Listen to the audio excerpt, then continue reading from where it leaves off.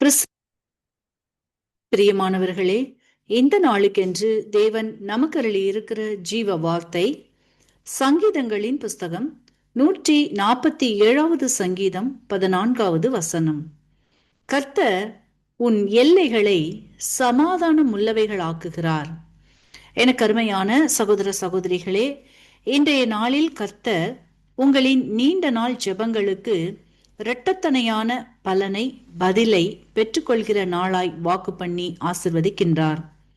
இன்றைக்கும் அநேகருடைய வாழ்க்கையில் பல வகைகளில் போராட்டங்கள், நிந்தைகளினால் சத்துரு உங்களின் சந்தோஷம், சமாதானம், சுதந்திரம், மகிழ்ச்சி, சுகம் இவற்றை பறித்து கொண்டதை நிமித்தமாயும் அநேகர் வாழ்க்கையில் போதும் ஆண்டவரே என்று எலியாவை போல் சோர்ந்து போயும், சிலர் எத்தனை காலம் இவற்றில் போராடுவது என்று பயந்து போய் யோனாவை போல் தெய்வ சமூகத்தை தேடாமலும், மற்றும் சிலரோ யோபுவை போல விடாமல் கர்த்தருடைய பாதத்தில் கண்ணீருடன் காத்திருக்கிறவர்களும் உண்டு. நீங்கள் எந்த நிலையில் இருந்தாலும் கர்த்தர் தம் ஜனங்களுக்கு ஆறுதல் தருகின்றார். சாம்பலுக்கு பதிலாக சிங்காரத்தையும், துயரத்திற்கு பதிலாக துதியின் ஆடையும் தருகின்றார். அதோடு மட்டுமல்லாமல் நித்திய மகிழ்ச்சியையும் தந்து ஆசிர்வதிக்கின்றார். வார்த்தை விசுவாசியுங்கள், நன்மைகளை பெற்றுக்கொள்ளுவீர்கள். இன்றைக்கும் நாம் 2 ராஜாக்களின் புஸ்தகம் 4வது அதிகாரத்தை நாம் வாசிக்கையில் அங்கே கணவனை இழந்த ஒரு ஸ்திரீயை குறித்து பார்ப்போமானால், அவள் கணவனை இழந்ததோடு மட்டுமல்லாமல் கணவன் வாங்கிய கடனை அடைக்க முடியாததால் ஈடாக தன் 2 குமாரர்களையும் அடிமைகளாக கொடுக்க வேண்டிய நிலைக்கு தள்ளப்படுகின்றாள். மேலும் தீர்க்கதரிசிகளுடைய புத்திரரில் ஒருவனுக்கு மனைவியானதினால் சமுதாயம் பேசிய ஏளனமான பேச்சுக்களை கேட்க சகியாமலும், வாழ்வதா சாவதா என்ற நிலையில் உதவுவார் ஒருவரும் இல்லாமையினால் கண்ணீருடன் தெய்வ சமூகத்தில் தன் இருதயத்தை ஊற்றி ஜெபிக்கின்ற வேளையில் தாமே கர்த்தர் அவளின் கண்ணீருக்கு பதிலை தரும்படி எலியாவை அனுப்பி ஒரு குடம் எண்ணெயை கொண்டு இரவல் வாங்கிய பாத்திரங்களில் போதும் என்கிற வரையில் நிரப்பி அற்புதங்களை செய்து ஆசிர்வதிக்கிறதை, அவளின் வெட்கத்துக்கு பதிலாக இரட்டத்தனையாக நிரம்பி வழிகிற ஆசிர்வாதத்தை தந்தும், இலச்சைக்கு பதிலாக நித்திய மகிழ்ச்சியை தந்தும் ஆசிர்வதிக்கிறதை நாம் வாசித்து அறிகின்றோம்.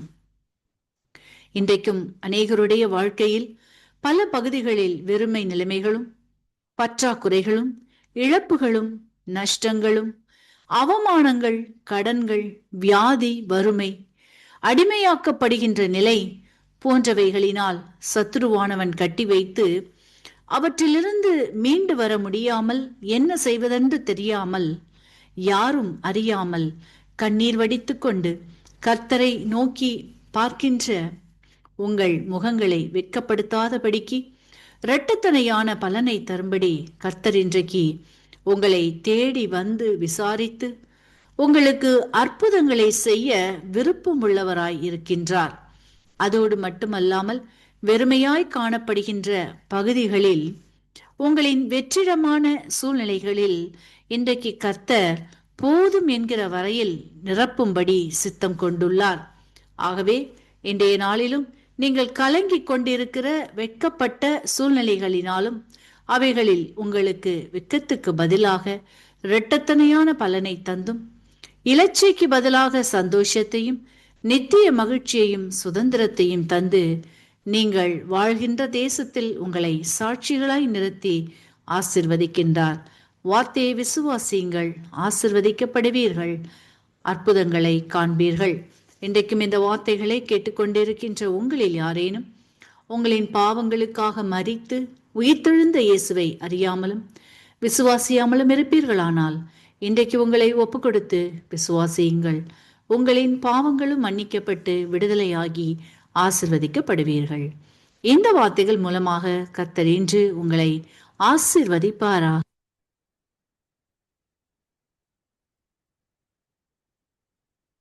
கிறிஸ்து கிறிஸ்துவுக்குள் பிரியமான சங்கமம் தமிழ் கிறிஸ்தவ வானொலி நேயர்களுக்கு அன்பின் வாழ்த்துக்கள்.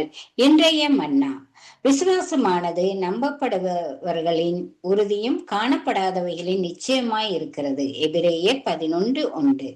பிரியமானவர்களே, விசுவாச வாழ்க்கை என்பது மிகவும் எளிதானதல்ல. எமது அன்றாட வாழ்வில் நடைபெறும் நிகழ்வுகள் எல்லாம் நாம் விரும்புவது போல் நடைபெறுவதில்லை. விசுவாச பயணத்தில் நீங்கள் துயரங்களை எதிர்கொள்வதாக இருந்தாலும், பதிலளிக்கப்படாத ஜெபங்களுடன் போராடி கொண்டிருந்தாலும், இன்னும் நிறைவேற காத்திருப்பவர்களானாலும், அல்லது கிறிஸ்துவுடன் நெருக்கமான நட்பை அவளோடு விரும்புபவர்களாக இருந்தாலும், சில நேரங்களில் நாம் எம்முடைய சூழ்நிலைகளின் நிமித்தம் சோர்ந்து விட பார்க்கிறோம். விசுவாசம் நாம் தேவனோடு இருக்கிற உறவை இன்னும் பலப்படவும் புதுப்பிக்கவும் உதவுகிறது. அவர் எம்மில் இன்னும் அநேக கிரியைகளை ஆரம்பிக்க காரணமாய் இருக்கிறது. தேவன் சில வேளைகளில் அவருடைய பரிசுத்தவான்களாகிய நாம் தம்மோடு நேரடியான உறவை ஏற்படுத்தும்படியாக எம்முடைய விசுவாச அனுபவத்தின் அடித்தளத்தையே அசைப்பார். எம் விசுவாச வாழ்க்கையின் தொடக்கத்தில் எமது விசுவாசமானது இலகுவானதும் இனிமையானதாகவும் இருந்திருக்கும். ஆனால் நாட்கள் செல்ல செல்ல தேவன் வெளியரங்கமான ஆசீர்வாதங்களை நிறுத்தி விசுவாசத்தின் மூலம் உள்ளான மனிதனை பலப்படுத்தி எம்மை தேவனில் 100% விசுவாசித்து நடக்க பழக்குகிறார். ஆகவே நாம் தரிசித்து விடாமல் விசுவாசித்து நடக்கிறோம் என்று சொன்னபடி நாம் வாழ வேண்டும். விசுவாச சோதனையும் வாழ்க்கையில் முகம் கொடுக்கும் எந்த நிகழ்வும் ஒருபோதும் எம்மை சோர பண்ணக்கூடாது. ஏனெனில் இவ்வுலகில் வாழும் அனைவருக்கும் சோதனைகள் வரும். விசுவாசம் என்பது தேவனுக்கு எதிராக சொல்லப்படும் அல்லது செயல்படும் அனைத்தையும் எதிர்த்து நிற்கும் பலமாய் இருக்கிறது. யோபுவை பாருங்கள்.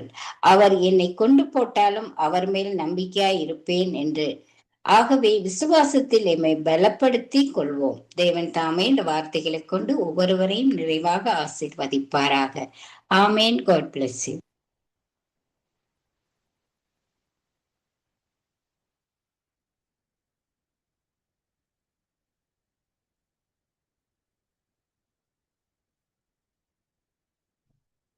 இன்றைய வாக்கு தத்தம் இன்றைய நாளிலும் 26ஆம் தேதி புதன்கிழமை 2026ஆம் ஆண்டு ஆகஸ்ட் மாதம் இந்த காலை வேளையிலும் சங்கீதம் 73வது அதிகாரம் 26வது வசனத்தை வாசிப்போமா இருந்தால், என் மாமிசமும் என் இருதயமும் மாண்டு போகிறது, தேவனே என்றென்றைக்கும் என் இருதயத்தில் கண்மலையும் என் பங்குமாய் இருக்கிறார் என்று கர்த்தருடைய வார்த்தை இந்த நாட்களில் சொல்லுவதை பார்க்கிறோம். கிறிஸ்துவுக்குள் அருமையான அன்பு பிள்ளைகளே, இந்த நாளிலும் நம்முடைய இருதயமும் மாமிசமும் இந்த நாட்களிலே மாண்டு போகும் என்பதைத்தான் சொல்லப்படுகிறது. அதாவது சரீரம் அழிந்து போகும், இருதயத்தின் நினைவுகள் எல்லாம் இந்த நாட்களில் அழிந்து போகுது. ஆனாலும் வேதம் சொல்லுகிறது, தேவன் என்றென்றைக்கும் என் இருதயத்தின் கண்மலையும் பங்குமுள்ளவராய் இந்த நாட்களில் இருக்கிறார். அப்படியானால் என்ன காரியங்கள் இந்த நாட்களில் அழிந்து போனாலும் தேவன் நம்முடைய நினைவுகளில் எண்ணங்களிலே இந்த நாட்களில் இருக்கிறார் என்பதைத்தான் இன்றைக்கு இந்த வார்த்தை ஊடாக இன்றைக்கு நாங்கள் காணக்கூடியதாக இருக்கிறது. அருமையான கர்த்தருடைய பிள்ளைகளே, அதைத்தான் இந்த நாட்களில் சங்கீதக்காரன் இப்படியாக இந்த நாட்களில் சொல்லி இருக்கிறதை பார்க்கிறோம். நம்முடைய வாழ்க்கையில் இந்த நாட்களிலே 3 பகுதிகளை இந்த நாட்களில் ஒரு மனுஷனுடைய வாழ்க்கையில காணக்கூடியதாக இருக்கிறது. ஆவி, ஆத்மா, சரீரம். இந்த சரீரம் மண்ணானது மண்ணிலேந்து உருவாக்கப்பட்டபடினால் அது மறுபடியுமே மறிக்கிற வேளையிலே மண்ணுக்கே இந்த நாட்களிலே திரும்பி போகும். அதை குறித்தான் வேதம் சொல்லுகிறது, என் மாமிசமும் என் இருதயம் மாண்டு போகும் என்று சொல்லி இந்த நாட்களில் சொல்லப்படுகிறதை பார்க்கும். ஆனாலும் அப்படியாக மாண்டு போனாலும் தேவன் இன்றைக்கும் நம்முடைய இருதயத்தில் கண்மலையும் பங்கு உள்ளவராய் இந்த நாட்களில் இருக்கிறார் என்பதைத்தான் கர்த்தருடைய வார்த்தை இந்த நாட்களில் நம்ம கற்றுத்தருகிறதை பார்க்கிறோம். நம்முடைய தேவனாகிய கர்த்தர் நம்முடைய இருதயத்திலே எப்படி பலப்பட்டவராய் இருக்கிறார் என்பதை நாங்கள் பார்ப்போமா இருந்தால், அவர் கண்மலையும் நம்மோடு பங்குள்ளவருமாய் இந்த நாட்களில் இருக்கிறார். இந்த சரீரம் இத்து போனாலும் அங்கே யோபு பக்தன் சொல்லுகிற பிரகாரம் அங்கே ஆண்டவருடைய வருகையே, ஆண்டவருடைய காரியங்களே என் மாமிச கண்கள் காணும் என்று சொல்லி இந்த நாட்களில் சொல்லப்படுகிறதை பார்க்கிறோம்.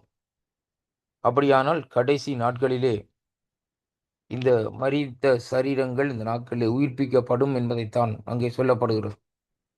அவைகள் இத்து போனாலும் யோவனுடைய சரீரம் பாருங்கள், பொக்களங்களினாலும் வேதனை நோய்களினாலும் நாட்கள் இட்டு போயிருந்தது. ஆனாலும் யோவு அங்கே தளர்ந்து போகவில்லை, சோர்ந்து போகவில்லை.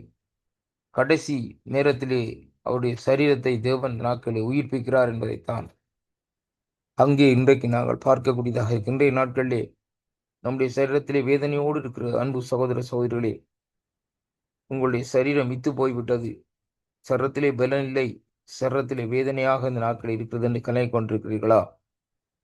ஆனாலும் உங்களுடைய இருதயத்திலே கண்மலையாக இயேசு கிறிஸ்துவுக்கு ஒரு பங்கை நீங்கள் உண்டாக்கி கொள்ளுங்கள்.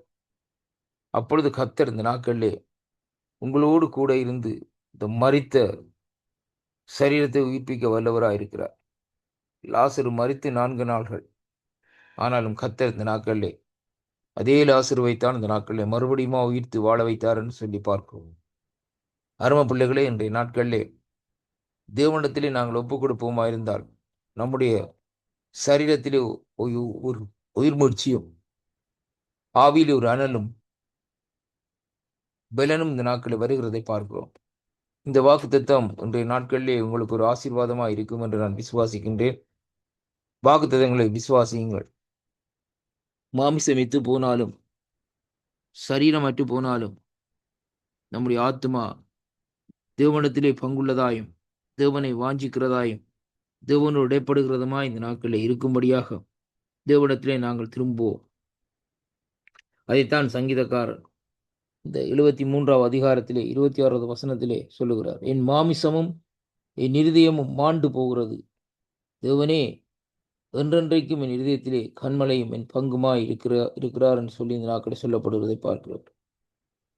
அருமையான கர்த்தருடைய பிள்ளைகளே, இதுதான் மாண்டு போனாலும் தேவன் நம்முடைய இருதயத்திலே பங்குள்ளவராய் இந்த நாட்களில் இருக்க வேண்டும். இந்த வாக்குத்தத்தங்களை விசுவாசித்து ஆசீர்வாதத்தை சுதந்திரித்துக் கொள்ளுங்கள். கர்த்தர் உங்களோடு என்றென்றைக்கும் கூட இந்த நடத்துவாராக என்று ஆண்டவரும் என் மீட்பெருமாய் இருக்கிற இயேசு கிறிஸ்துவின் நாமத்திலே வாழ்த்தி ஆசீர்வதிக்கிறேன். கர்த்தருக்கே மகிமை உண்டாவதாக.